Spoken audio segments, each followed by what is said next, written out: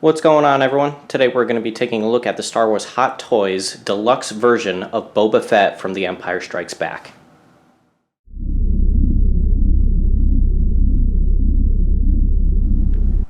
Starting things off, we'll have a look at the art box. We have an image of Boba Fett. You have the cool deluxe version sticker up at the top right of the box. And the image of the figure of Boba Fett here in the front is of his prototype armor that this version comes included with. Down there you have the MMS number and the Hot Toys logo. There's the side of the box. Here is the back of the box. And here is the top of the box. And if you're wondering about the other side, it's literally the same thing. And in case any of you were curious, this is the inner art sleeve. Okay, so let's take a look at the armor and the alternate accessories that this figure comes with. I do display my Boba Fett with the Empire Strikes Back armor because that's my favorite appearance of Boba Fett. But for example, let's take a look at the prototype or the alternate armor helmet. Very nicely done. There's different color schemes. It looks very similar, but different color schemes, different areas of wear on the helmet. And the most obvious difference is those two black, it looks like maybe like horns or ears or something that were on the top of the helmet. I'm not sure what the purpose or the idea was behind those. But his heads-up display does go down. So pretty cool, we get that. And I'm going to, at the end of the review, switch out all his armor so you guys can get a closer look at what he would look like with his prototype armor. And here we get the jetpack. The main difference being the color scheme of the jetpack. There's a lot of navy blues, reds, whites in this one, as opposed to, if we can just take a look at the Empire Strikes Back jetpack, it's just pretty much basic greens, a little bit of reds, and some yellows in there. But we do get that jetpack. I'm not going to switch out the jetpack because it took me about 20 minutes just to get the first one on there, so sorry guys. He does come with different gauntlets, and there's different details on them. The main thing again is the color scheme. So we have this one, and we have this one, which is interesting. I'm not sure what this long coiled piece is or would be. Maybe that was the original flamethrower, I'm not sure. It's very interesting though. And you just got to be careful because if you display him with this armor piece, obviously it goes on his left distal forearm. But that, I don't know if you can see, that piece sticks out quite a bit, so you just want to be careful that you wouldn't potentially break that off. He does come with an alternate left shoulder armor piece. This being that original logo that I think they were going to utilize for his character as opposed to what we see in the films. Cool, you get that. He comes with a bunch of different hand sculpts. The brown ones are the alternate or prototype.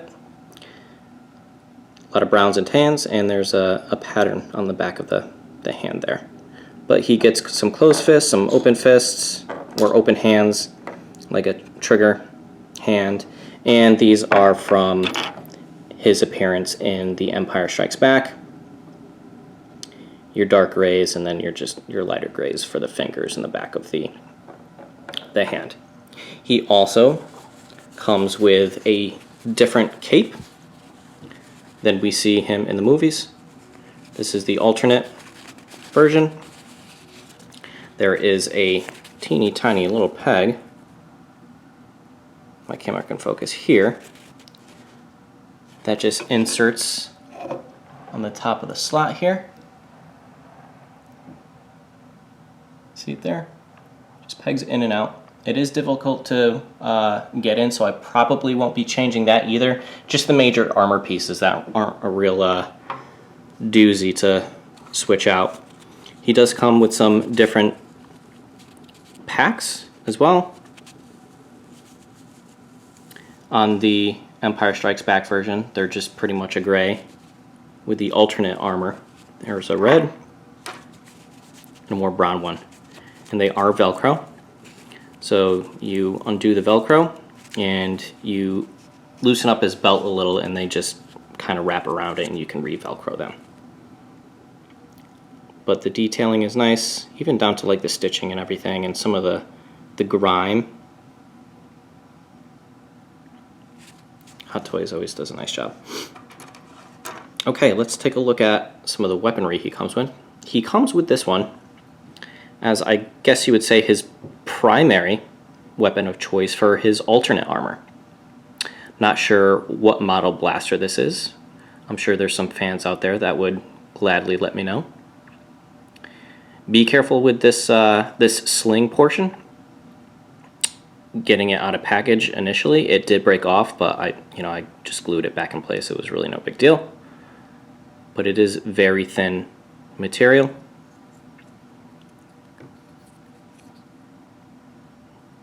Pretty nice. He comes with his classic EE3 blaster, but there's some really nice detail in this.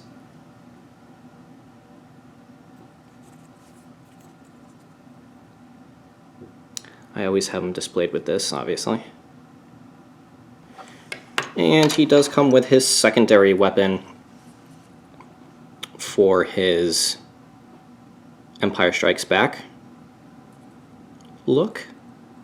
And there is a holster on the figure. I kind of have it hanging off the back. It should be a little closer to the side there. But this just slides right into place. And there is a little strap that goes over it. And if you can see where this little gold piece is. But that should wrap all the way around, and there's a hole there that it plugs into. But anyway, those are the accessories, so let's get a closer look at the figure. We'll take a look at him in his film armor from The Empire Strikes Back first, and then I'll switch out as many of the pieces as I can to take a look at the prototype armor. Okay, here's the man himself. Anybody that knows me knows that Boba Fett is my favorite Star Wars character. Get a look at his helmet here. And like I said, this is the armor from The Empire Strikes Back. His hood does go down like the other helmet. And right off the bat, I start to pick up on some of the differences in the armor.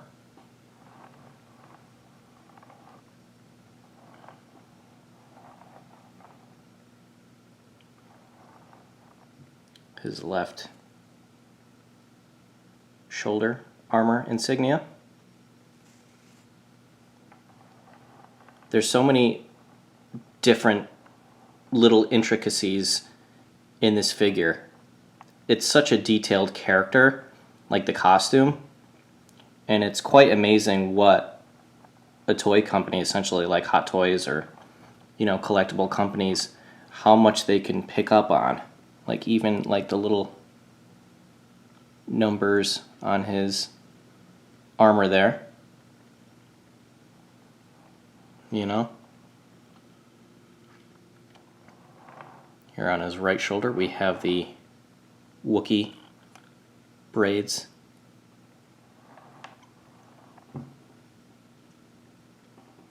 Get a look at his jetpack.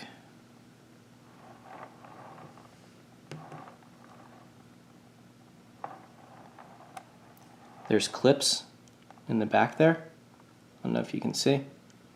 but you have to get them at such an angle to get the hook pieces that are on the actual jetpack into place. Like I said, it took me forever the first time I was getting it on. So once I got that on there, I was like, I'm not touching it again. Take a look at his gauntlets and some of the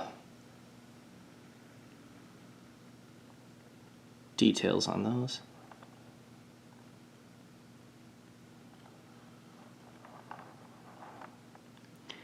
And even looking at all the stuff in the back, like around his belt, they use that faux leather. There's so many different details. It's really kind of crazy. And around his waist, his knee pads. I figured I'd do this review because there's so much new hype surrounding this character now due to his appearances in The Mandalorian, which is excellent, by the way. And we now know officially that these shoot darts. Very cool. Now, all of these little tools, they do come separately, and you have to put them into the pockets, his shin pockets, and they tell you on the directions of the figure which ones go into which pocket. Let's get a look down here at his shoes.